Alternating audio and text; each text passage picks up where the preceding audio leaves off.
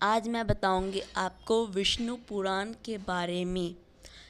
मत्स्य अवतार भगवान विष्णु के प्रथम अवतार हैं। मछली के रूप में अवतार लेकर भगवान विष्णु ने एक ऋषि को सब प्रकार के जीव जंतु को एकत्रित करने के लिए कहा और पृथ्वी जल में डूब रही थी। तब मत्स्य अवतार में भगवान ने उस ऋषि की नाव की रक्षा की। इसके पश्चात ब्रह्मा ने पुनः जीवन का निर्माण किया। एक दूसरी मान्यता के अनुसार एक राक्षस ने जब वेदों को चुराकर सागर की अथाई गहराई में छुपा दिया, तब भगवान विष्णु ने मत्स्य का रूप धारण करके वेदों को प्राप्त किया और उन्हें पुनः स्थापित किया। मत्स्य अवतार की कथा यह है कि एक बार ब्रह्मा जी की असावधानी के कारण एक बहुत बड़े दैत्य ने वेदों को चुरा लिया। उस दैत्य का नाम हयग्रीव था। वेदों को चुरा लिया जाने के कारण ज्ञान लुप्त हो गया था। चारों ओर अज्ञानता का अंधकार फैल गया था। पाप तथा अधर्म का बोलबाला हो गया था। तब भगवान विष्णु ने धर्म की रक्षा करने के लिए मत्स्य रूप धारण करना हयग्रीव की वध किया और वेदों की रक्षा की। भगवान ने मत्स्य का रूप किस प्रकार धारण किया? भगवान विष्णु जी ने मत्स्य का धारण किस प्रकार किया, अब मैं आपको इस बारे में बताऊंगी। माना जाता है कि पूर्व एक पुण्यात्म राजा तप कर रहा था। राजा का नाम सत्यव्रत था। सत्यव्रत पुण्यमता तो था ही, बड़े ही हृदय का भी था। प्रभात का समय था। सूर्योदय हो चुका था। सत्यव्रत कृतमाला नदी में स्नान कर रहा था। उसने स्नान करने के पश्चात जब तर्पण के लिए अंजलि में जल लिया तो अंजलि में जल के साथ एक छोटी सी मछली भी आ गई। सत्यव्रत ने मछली को नदी के जल में छोड़ दिया। मछली बोली, हे राजन, जल के बड़े बड़े जीव छोटे छोटे जीवों को मारकर खा जाते हैं। अवश्य कोई बड़ा जीव मुझे भी मारकर खा जाएगा। कृपया करके मेरे प्राणों की रक्षा कीजिए। सत्यव्रत के हृदय में दया उत्पन्न हो उठी। उसने मछली को जल से भरे हुए कमंडल में डाल लिया। तभी एक आश्चर्यजनक घटना हुई थी।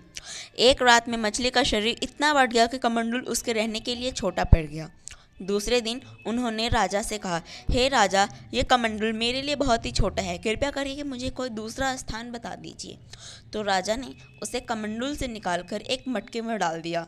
मटके में डालने के बाद अगली सुबह वह फिर बोला, हे राजन, मेरे रहने के लिए और कोई प्रबंध कीजिए, क्योंकि मटका मेरे लिए रहने के लिए छोटा पड़ रहा है। तब सत्यव्रत ने मछली को निकालकर एक सरोवर में डाल दिया ताकि वह आराम से रह पाए, किंतु सरोवर भी मछली के लिए छोटा पड़ गया। इसके बाद सत्यव्रत ने मछली को नदी में और फिर उसके बाद समुद्र में डाल दिया।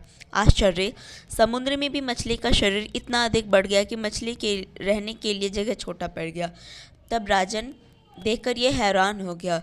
अगली सुबह मछली ने कहा, हे राजन, यह जगह मेरे लिए छोटी पड़ रही है। कृपया करके मुझे कहीं और स्थापित कीजिए। तब राजा ने उसे एक बहुत विशाल समुद्र में भेज दिया और कहा, यह आपके लिए बहुत ही सही जगह है। लेकिन यहाँ भी वह उनका शरीर बहुत बढ़ गया। वह सोच में पड़ गए, राजा, ऐसे कैसे हो सकता है? उसने आज तक ऐसी कोई भी मछली नहीं देखी। वह विस्मय भरे स्वर में बोला, मेरी बुद्धि को विस्मय में सागर में डुबो देने वाला आप कौन हैं?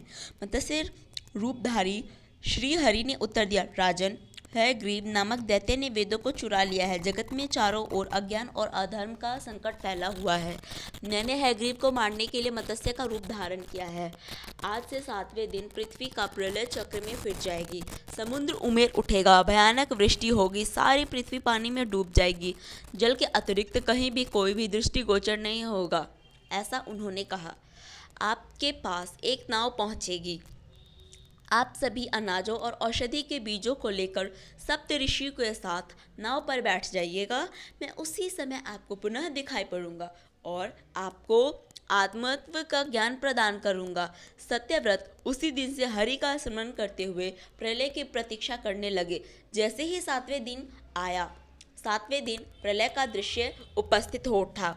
समुद्र में भी उमेर अपनी सीमाओं से बाहर बहने लगा। भयानक वृष्टि होने लगी। थोड़ी ही देर में सारी पृथ्वी जल से भर गया। संपूर्ण पृथ्वी पर जल में समा गई थी। उसी समय एक नाव दिखाई पड़ी। सत्यव्रत ऋषियों के साथ नाव पर बैठ गए। उन्होंने नाव के ऊपरी संपूर्ण अनाजों और औषधियों के बीजों से भर लिया। नाव प्रलय के सागर में तैरने लगी। प्रलय के अनुसार प्रलय उस सागर में भी उस नाव के अतिरिक्त कहीं भी कुछ भी दिखाई नहीं दे रहा था। साहस मत्स्य रूपी भगवान प्रलय के सागर में दिखाई पड़े।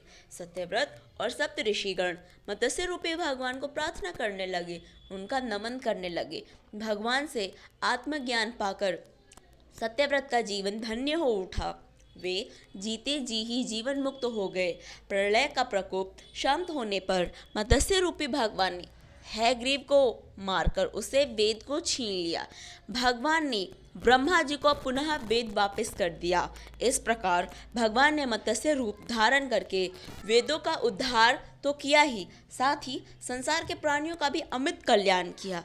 इसी प्रकार विष्णु पुराण का जो पहला अवतार है मत्स्य अवतार समाप्त होता है।